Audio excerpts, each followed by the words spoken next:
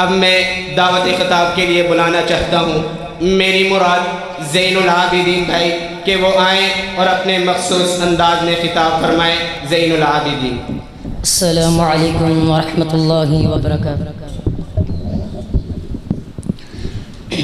الحمد للہ وحدہ والصلاة والسلام علی من لا نبی بعدہ، اما بعد فاعوذ باللہ من الشیطان الرجیم، بسم اللہ الرحمن الرحیم۔ ما کان محمد ابا احد من رجالکم ولکن رسول اللہ وخاتم النبیین۔ وقال شاعر، پاک نبی کی ختم نبوت تھا قیامت جاری ہے، پاک نبی کی ختم نبوت تھا قیامت جاری ہے، اس میں رکھنا انداز اسلام سے ہی غداری ہے، غداروں کو کچلیں گے ہم، باطل سے ٹکرائیں گے، اس رستے پہ جان لٹا کے ہم ایمان بچائیں گے۔ سامعین گرامی، عقیدہ ختم نبوت، عقیدہ ختم نبوت ایک متفقہ عقیدہ ہے۔ مسئلہ ختم نبوت دین اسلام کی رفیع الشان عمارت کا وہ بنیادی پتھر ہے، اگر اس پتھر کو اس کی جگہ سے سرکار دیا جائے تو پوری کی پوری عمارت چشمہ زمین میں بوس ہو جاتی ہے۔ مسئلہ ختم نبوت ایمان کی روح ہے، اس ایمان کی روح، اس روح کے نکل جانے سے اسلام مردہ ہو جاتا ہے۔ مسئلہ ختم نبوت یہ وہ عقیدہ ہے کہ اگر یہ نہ رہے تو ایمان کی شمع گل ہو جاتی ہے۔ یہ ایک ایسا عقیدہ ہے جو پہلی صدی سے لے کر آج تک اس پر تمام امتوں کا اجماع کہ محمد صلی اللہ علیہ وسلم اللہ کے آخری نبی ہے، آپ کے بعد کوئی نبی نہیں آئے گا، آپ کے بعد جو بھی اس منصب کا دعویٰ کرے گا وہ کافر، اور جو اس کو مانے گا وہ خارج اور اعضاء امت کہلائے گا، کیونکہ اللہ کے نبی نے فرمایا انہ لا نبی بعدی ولا امت بعدکم۔ تو پھر جو آج نبوت کا دعویٰ کرتے ہیں وہ کون ہے؟ ان سے پوچھا جاتا ہے، آئیے وہ کون ہے ان سے پوچھئے۔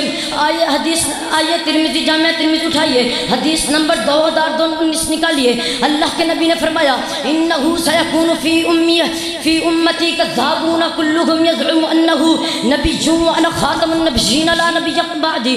فرمایا میری امت میں 30 کذاب نمودار ہوں گے، ہر ایک کا دعویٰ ہوگا کہ وہ نبی ہے، حالانکہ میرے مصطفیٰ کے بعد، حالانکہ میں آخری نبی ہوں، میرے بعد کوئی نبی نہیں آئے گا۔ تو شاعر کچھ یوں کہتا ہے، ارباب نظر کو کوئی ایسا نہ ملے گا، ارباب نظر کو کوئی ایسا نہ ملے گا، بندے تو بہت مل جائیں گے، بھولا نہ ملے گا۔ تاریخ اگر ڈھونڈے گی ثانی محمد، تاریخ اگر ڈھونڈے گی ثانی محمد، ثانی تو کیا سایہ نہیں ملے گا۔ حضرات اللہ تعالیٰ نے قرآن مجید میں کہہ دیجیے ما کان محمد ابا احد من رجالکم ولکن رسول اللہ وخاتم النبیین۔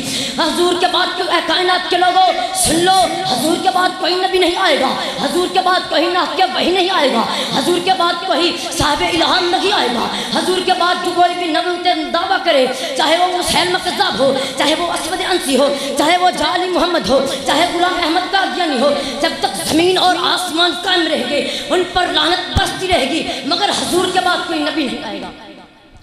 حضرات تو شاعر کچھ یوں کہتا ہے، ہر حال میں حق بات کا اظہار کریں گے، ہر حال میں حق بات کا اظہار کریں گے، منبر نہیں ہوگا تو سردار کریں گے، جب تک زبان دہن اور سینے میں دل، جب تک زبان دہن سینے میں دل، کاذب کی نبوت کا ہم انکار کریں گے۔ حضرات گرامی قدر، آج ایک بار پھر قادیانی کے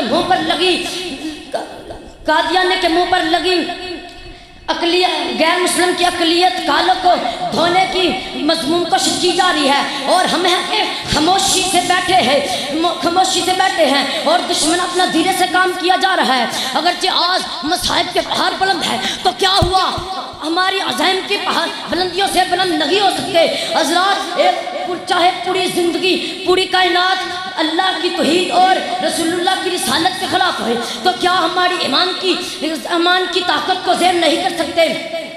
حضرات ہمارے ایمان کی طاقت کو زیر نہیں کر سکتے۔ آج ہم پہاڑوں کی مصائب کے پہاڑوں سے ڈرتے ہیں، اور انبیاء کے بارسوں سنو، میرا نبی بھی آیا، وہ آیا جس نے توپہ کو اٹھا کے پھینک دیا۔ دیا، وہ آیا جس نے غلامی کی زنجیروں کو توڑ کے پھینک دیا، وہ آیا جس نے جو استقامت کی چٹان بن کے آیا، وہ آیا جو اس مستضاموں کا آسمان بن کے آیا، وہ آیا جو شفیع المسلمین بن کے آیا، وہ آیا جو عدل کا آفتاب بن کے آیا، وہ آیا جو شفیع المسلمین بن کے آیا، وہ آیا جو بشیر بن کے آیا، وہ آیا جو نذیر بن کے آیا، وہ آیا جو اللہ تبارک و تعالیٰ کے فضل و کرم سے خاتم النبیین بن کے آیا۔ حضرات پھر شاعر کیا خوب کہتا ہے، اللہ نے نبیوں کی لڑی بنائی، اللہ نے نبیوں کی لڑی بنائی، محمد پہ مہر نبوت کی مہر لگائی، محمد نے یہ بات ہمیں خود بتائی، لا نبی بعدی لا نبی بعدی۔